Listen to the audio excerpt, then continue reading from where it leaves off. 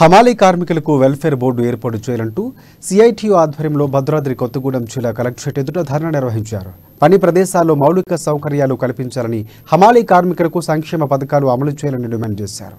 హమాలీ కార్మికులకు భవన నిర్మాణ కార్మికులలాగా వెల్ఫేర్ బోర్డు ఏర్పాటు చేసి ఆరోగ్య బీమాతో పాటు నష్టపరిహారం అందే విధంగా చర్యలు తీసుకోవాలన్నారు.